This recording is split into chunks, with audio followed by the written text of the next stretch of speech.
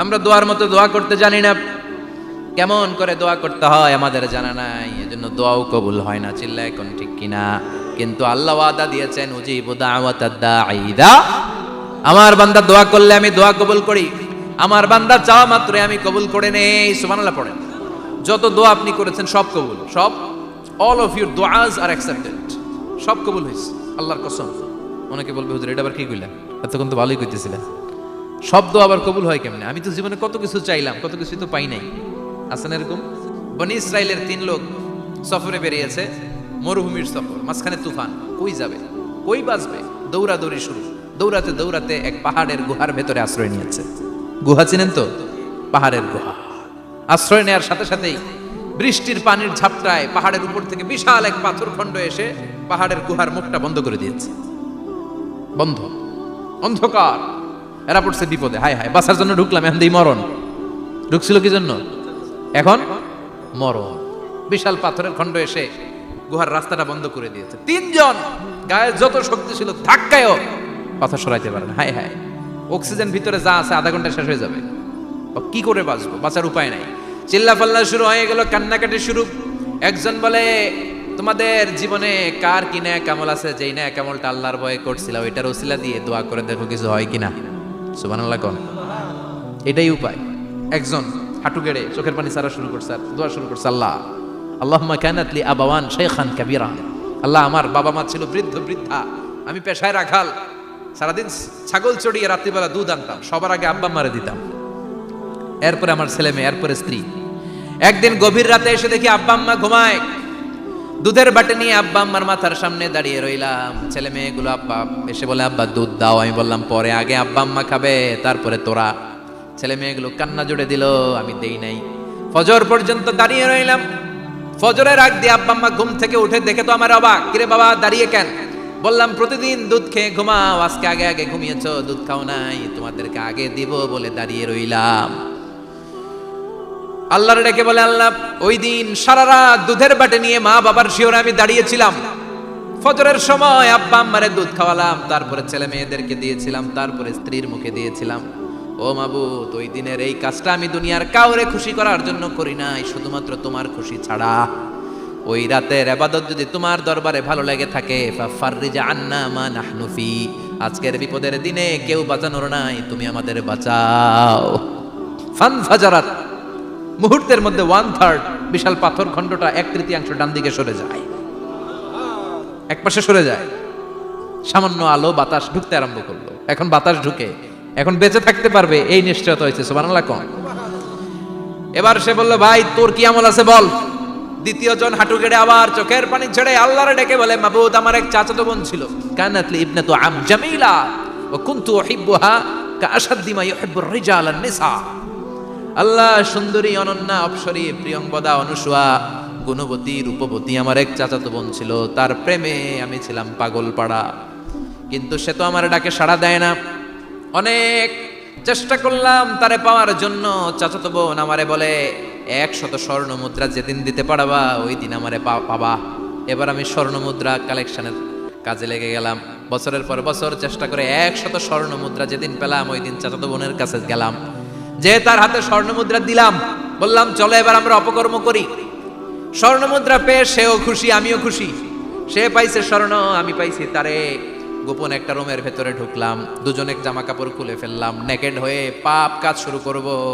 In the mean time আমার চাচাতো বোন আমারে বলে, ও আমার চাচাতো ভাই, আমারে তুই, আমার সতীত্ব তুই নষ্ট করে দিস না, ইত্তাকিল্লাহ, আমার সম্ভ্রম তুই শেষ করে দিস না, ইত্তাকিল্লাহ, আল্লাহরে ভয় কর। আল্লাহ, ওই মুহূর্তে ফিরে আসা কঠিন কঠিন, কিন্তু ইত্তাকিল্লাহ, আল্লাহরে ভয় করে, এই শব্দটা যখন শুনলাম আমার ভিতরটা কেঁপে উঠেছে। আমি মুহূর্তে তোমার ভয়ে জামা পড়ে ওই রুম থেকে চিৎকার মেরে বেরিয়ে গিয়েছি। আল্লাহ, সেদিন আমি পাপ কাজ করি নাই, সেদিন আমি মনের খায়েশ মিটাই নাই, তোমার ভয়ে সেদিন আমি দৌড়ে পালিয়েছি। ওই দিনের ইবাদতটা, আমলটা যদি তোমার কাছে ভালো লেগে থাকে, ফাফাররিজ আন্না ফিমা নাহনু ফি, আজকে যেই বিপদে আছি তুমি বাঁচাও। বলার সাথে সাথে 2/3 2/3 পাথরের খণ্ডটা আরো ডান দিকে সরে যায়। সুবহানাল্লাহ পড়েন। এবার আরো বড় ফাঁকা হয়েছে। এবার তারা বেরোতে চেষ্টা করলো, দেখে মাথা বের হয়, শরীর বের হয় না, হাত বেরোয়, পিঠ বেরোয় না, পা বের হয়, দেহ বেরোয় না, আরো ছুটতে হবে। এবার বাকি আছে কয়জন? সে দোয়া করতে শুরু করলো, আল্লাহ ইস্তাজারতু জারাক, আমি ব্যবসায়ী ছিলাম, অনেক শ্রমিক ভাড়া করে একদিন একটা কাজ করালাম, সব শ্রমিকের টাকা দিয়ে দিলাম, এক শ্রমিক টাকা না নিয়ে ভাগলপুর কই যে গেছে নিজেও জানি না, ওর টাকা আমার কাছে রয়ে গেল। এই শ্রমিককে আর টাকাটা বুঝাই দিতে পারি নাই। এই টাকা দিয়ে আমি কয়েকটা ছাগল কিনলাম, এই ছাগলগুলো বাচ্চা দিল, ওগুলো বাচ্চা দিল, ওগুলো বাচ্চা দিল, দিতে দিতে বিশাল ছাগলের ডেইরি ফার্ম করে ফেললাম তার ওই টাকা দিয়ে। 1 যুগ 12 বছর পরে সে এসে বলে আমার টাকা ফিরায় দাও। আমি বললাম এই যে ছাগলের ডেইরি ফার্ম পুরোটাই তোমার। সে বলে আতাস্তাজি মিন্নি, আমার সাথে ঠাট্টা করো? আমি পাই সামান্য কয়টা টাকা, 1 যুগ আগে যেই টাকা পাইতাম ওইটা দিলেই চলবে। আমি বললাম ও শ্রমিক, তোমার টাকা দিয়ে আমি ছাগল কিনে ব্যবসা করেছি, ছাগল বাচ্চা দিয়েছে, বাড়তে বাড়তে বাড়তে বাড়তে আজকের বিশাল এই ডেইরি ফার্ম, এই ডেইরি ফার্মের মালিক আমি নই, তুমি নিয়ে যাও। বলার সাথে সাথে শ্রমিক আনন্দে নাচতে নাচতে ডেইরি ফার্ম নিয়ে যায়। ও আল্লাহ, ওই দিন যদি সে যতটুকু টাকা পাওনা ছিল অতটুকু দিলেই সে খুশি হয়ে যেত, শুধু তোমার খুশির জন্য পুরো ডেইরি ফার্ম আমি তারে দিয়ে দিয়েছিলাম। আল্লাহু আকবার। আল্লাহ, আজকের এই বিপদের দিনে আমার সেদিনের আমলটা যদি তোমার কাছে ভালো লাগে তুমি বাঁচাও। বলতে দেরি, মুহূর্তের মধ্যে বিশাল প্রকাণ্ড পাথর খণ্ডটা অন্যদিকে দৌড়ে চলে যায়। পাহাড়ের গুহা ওপেন, পাথর খণ্ড নাই। আল্লাহর শুকরিয়া আর তাকবীর দিতে দিতে 3 জন বের হয়ে যায়। সুবহানাল্লাহ পড়েন। সহিহ বুখারীর বর্ণনা, সহিহ হাদিস।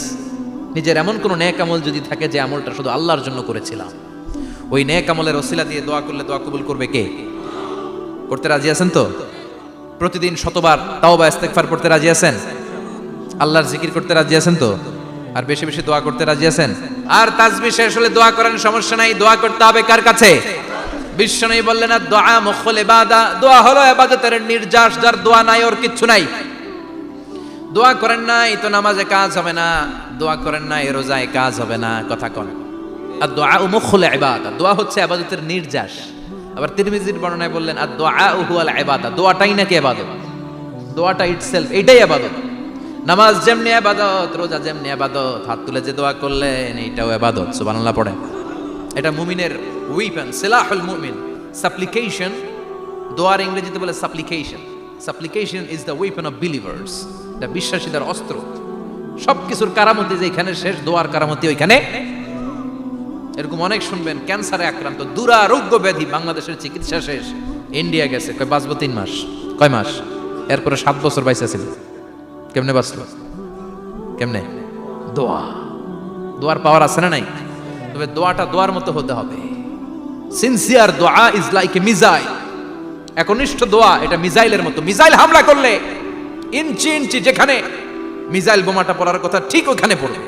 ড্রোন হামলা করলে ঠিক ওখানে, ব্যালিস্টিক ক্ষেপণাস্ত্র নিক্ষেপ করলে লক্ষ্য বস্তু যেমনি ভিত করে, তেমনি দোয়ার মতো দোয়া করলে মুহূর্তেই দোয়া কবুল হয়ে যায়।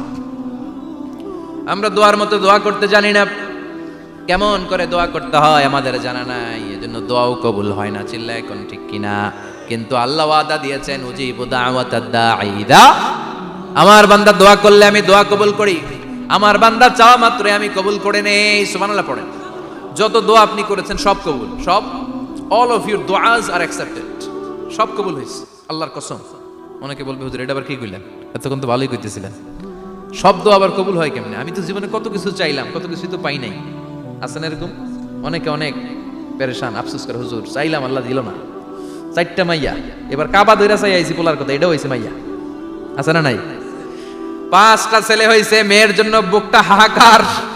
হজে যে আরাফাতের ময়দানে চেয়ে আসলাম, এইবারও হইছে আর একটা পোলা। আছে না নাই? কত কিছু চাইলাম, পাইলাম না, দিল না আল্লাহ। বলে না আপনার সব দোয়া কবুল, তবে কবুল হওয়ার 3টা সিস্টেম আছে। কয়টা? চান্দুল্লাহর ভাইয়েরা মনে থাকবে? কয়টা? আপনি যত দোয়া করছেন সব কবুল, কারণ আল্লাহর কাছে কিছু চাইলে আল্লাহ ফিরায় দিতে জানে না। আল্লাহ জানেই না কেমনে ফিরায় দিতে হয়। সুবহানাল্লাহ কোন? চাওয়া মাত্রই আল্লাহ বলে অ্যাকসেপ্টেড, যা কবুল, দিব দিব না এটা বলতে জানে না, চাওয়া মাত্রই বলে দিব। 3 সিস্টেম। নাম্বার 1, আপনি আল্লাহর কাছে দোয়া করলেন, চাইলেন, আল্লাহ বলে দিব, বলেই তিনি দিয়ে দেন আর আপনি খুশি হয়ে যান, পেয়ে গেলেন। নাম্বার 2, আপনি আল্লাহর কাছে দোয়া করলেন, চাইলেন, তখনও আল্লাহ বলে দিব, তবে এখন না, সবুর, একটু পরে দিব। কখন দিলে আমার জন্য ভালো, আমার চেয়েও ভালো জানে কে, পরে দিবে। নাম্বার 3, চাইলেন, দোয়া করলেন, আল্লাহ তখনও বলে দেব, তবে এখনো না, পরেও না, কিয়ামতের দিন যেদিন বিপদে পড়বি ওই দিন দেব। যেদিন তোর বাবা তোরে চিনবে না, তোর মা তোরে চিনবে না, বন্ধু বন্ধুরে চিনবে না, পীর সাহেব মুরিদরে চিনবে না, মুরিদ পীর সাহেবরে চিনবে না, ইমাম সাহেব মুসল্লিরে চিনবে না, মুসল্লি ইমাম সাহেবরে চিনবে না, কেউ কাউরে চিনবে না, ওই কঠিন দিনে তোরে আমি বাঁচাইয়া দেব। তাইলে দোয়া যা করছেন ছোটবেলা থেকে আজকে পর্যন্ত লস হয়েছে না লাভ? লস না লাভ? এজন্য বেশি বেশি দোয়া করার দরকার আছে না নাই? জীবনে যদি কোনো নেক আমল থাকে, ওই নেক আমল দিয়ে যদি আল্লাহর কাছে দোয়া করেন, দোয়া কবুল করে নিবে কে? তবে নেক আমলটা হইতে হবে শুধুমাত্র আল্লাহর সন্তুষ্টির জন্য। প্রত্যেকের জীবনেই কিছু আমল আছে যেটা লোক দেখানো করে, আছে না নাই? আবার কিছু আমল আছে আল্লাহরে খুশি করার জন্য করে, আছে না নাই? কথা বুঝতে পেরেছেন? রাত্রিবেলা যাচ্ছেন, কেউ নাই, রাস্তায় হঠাৎ দেখলেন মসজিদ, পাশে লেখা বড় করে দান বাক্স, পকেট থেকে কচকচে 1000 টাকার নোটটা ওইখানে ঢেলে দিলেন দান বাক্সের ভিতরে। কেউ দেখে নাই, দেখছে কি? এটা পৃথিবীর কাউরে দেখানোর জন্য দিছিলেন? এই দানটা আল্লাহর কাছে প্রিয়। গোপন দান আল্লাহর রাগকে কমিয়ে দেয়। সুবহানাল্লাহ বলেন। এরকম কোন গোপন আমল দিয়ে যদি আপনি আল্লাহর কাছে ওসিলা করে দোয়া করেন, আল্লাহ ওই কঠিন বিপদের দিনে এই আমলটা করছিলাম শুধু তোমারে দেখানোর জন্য, এর ওসিলায় বাঁচাও, বাঁচাবে কে? যদি আস্তাগফিরুল্লাহ আল্লাযী লা ইলাহা ইল্লা হুয়াল হাইয়ুল কাইয়্যুম ওয়া আতুবু ইলাইহি পড়ে, ওই কবিরা গুনাহকারীকেও ক্ষমা করে দিবে কে? পড়তে রাজি আছেন তো? আবার সাইয়েদনা আবু বকর বললেন, ইয়া রাসূলুল্লাহ আল্লিমনি দুআআন আদউ বিহি ফি সালাতি, এমন দোয়া আপনি আমারে শিক্ষা দেন যে এই দোয়াটা আমি নামাজে পড়তে পারি। বিশ্বনবী বললেন, পড়ো আল্লাহুম্মা ইন্নী যালামতু নাফসি যুলমান কাসীরান ওয়া লা ইয়াগফিরুয যুনুবা ইল্লা আনতা ফাগফিরলি মাগফিরাতাম মিন ইনদিক ইন্নাকা আনতাল গফুরুর রহিম। সুবহানাল্লাহ পড়েন। এটাও ইস্তেগফার। আমরা এটার বলে দোয়া মাসুরা, সালাম ফেরানোর আগে পড়ি না? যেখানেই ক্ষমা চাওয়ার কথা আছে ওইটারই কি বলে? ইস্তিগফার। আল্লাহুম্মা ইন্নী যালামতু নাফসি, আল্লাহ জুলুম করেছি, যুলমান কাসীরা, অনেক জুলুম, ওয়ালা ইয়াগফিরুয যুনুবা ইল্লা আনতা, তুমি ছাড়া এই গুনাহ ক্ষমা করার তো কেউ নাই, ফাগফিরলি মাগফিরাতাম মিন ইনদিক, তোমার দয়ায় আমারে ক্ষমা করে দাও, ইন্নাকা আনতাল গফুরুর রহিম, তুমি হলা ক্ষমাশীল। ঠিক কি না? এটাও ইস্তিগফার, এটাও পড়বেন। আর এই সব ইস্তিগফারের শ্রেষ্ঠ ইস্তিগফারের নাম সাইয়্যিদুল ইস্তিগফার। যত ইস্তিগফার হতে পারে এর মধ্যে সবচেয়ে শ্রেষ্ঠতম ইস্তিগফার নাম কি? কথা কন। বুখারীর বর্ণনা, শাদ্দাদ ইবনে আউস রাদিয়াল্লাহু তাআলা আনহু বর্ণনা করেন, এই সাইয়্যিদুল ইস্তিগফার দিনের বেলা যে পড়বে ওই দিনে মারা গেলে সে জান্নাতি। এই সাইয়্যিদুল ইস্তিগফার রাতের বেলা যে পড়বে ওই রাতে যদি ইন্তেকাল হয় ওই লোকটা জান্নাতি। মুখস্থ আছে না? কার কার মুখস্থ হাত তুলেন? মাশাআল্লাহ, তাবারাকাল্লাহ, মাশাআল্লাহ, মাশাআল্লাহ। আর যাদের নাই তাদের হোমওয়ার্ক, তাদের আল্লাহুম্মা আনতা রাব্বি লা ইলাহা ইল্লা আনতা খালাকতানি ওয়া আনা আবদুক ওয়া আনা আলা আহদিকা ওয়া ওয়া'দিকা মাসতাতা'তু আউযু বিকা মিন শাররি মা সানা'তু আবু'ু লাকা বিনি'মাতিকা আলাইয়া ওয়া আবু'ু লাকা বিযামবি ফাগফিরলি ফাইন্নাহু লা ইয়াগফিরুয যুনুবা ইল্লা আনতা। সুবহানাল্লাহ পড়েন। আজকে রাতে পড়ছেন, মারা গেলে জান্নাতি। চিল্লায় পড়েন না আল্লাহু আকবার। এজন্য বিশ্বনবী বলেন, আমার আগের গুনাহ মাফ, পরের গুনাহ মাফ, তারপরেও প্রতিদিন আমি 70 বার তওবা ইস্তিগফার পড়ি। আজকে থেকে পড়তে রাজি আছেন তো? বেশি বেশি ইস্তিগফার পড়া যাবে না? একটু প্রাণ খুলে দিল খুলে আওয়াজ করে পড়েন তো আস্তাগফিরুল্লাহ। আর জোরে পড়েন আস্তাগফিরুল্লাহ। আবার সবাই পড়েন আস্তাগফিরুল্লাহ। সব সময় তওবা ইস্তিগফার যারা পড়ে তাদেরকে পছন্দ করে কে? সব সময় জিকির করে করে জিহ্বাটারে যারা ভিজিয়ে রাখে তাদেরকেও পছন্দ করে কে? আল্লাহ বলেন, ওয়াজকুর রাব্বাকা ফি নাফসিকা তাদাররুআন ওয়া খীফাতান ওয়া দুনাল জাহরি মিনাল কওলি বিল গুদুবি ওয়াল আসাল ওয়া লা তাকুম মিনাল গাফিলিন। সুবহানাল্লাহ পড়েন। আল্লাহ বলেন, ওয়াজকুর রাব্বাকা ফি নাফসিক, আল্লাহরে মনে মনে ডাকো, তাদাররুআন ওয়া খীফা, আল্লাহর জিকির করতে আল্লাহ বলেছেন ফি নাফসিক। বুঝতেছেন অর্থ? ফি নাফসিকা, মনে মনে আল্লাহর জিকিরটা করো। তাদাররুআ ওয়া খাইফা, তাদাররুআ মানে বিনয়ের সাথে, with full of humility, submission and humbleness, বিনয়ের সাথে আল্লাহর ডাকো। ওয়া খাইফা, গোপনে গোপনে ডাকো। দুনাল জাহারি মিনাল কওল, চিৎকার চেঁচামেচি করে ডেকো না। কার কথা? আওয়াজ করে জিকির করো না। এই যে আমরা মাহফিলে লা ইলাহা ইল্লাল্লাহ জিকির করে, এটা তালিমান। উদ্দেশ্য কি? তালিমের জন্য আওয়াজ করে জিকির জায়েজ আছে, কিন্তু ব্যক্তিগত জিকিরের যে ইবাদতটা এটা আস্তে আস্তে হইতে হবে, এটা ভদ্রভাবে হতে হবে, চিল্লাচিল্লি করে নয়। আবার তালিমের জিকির ওইটাও ভদ্রভাবে। ইন্নাল্লাহা জামিল ইউহিব্বুল জামাল, আমার আল্লাহ সুন্দর, আমার আল্লাহর জিকিরের মধ্যেও সৌন্দর্য আছে না নাই?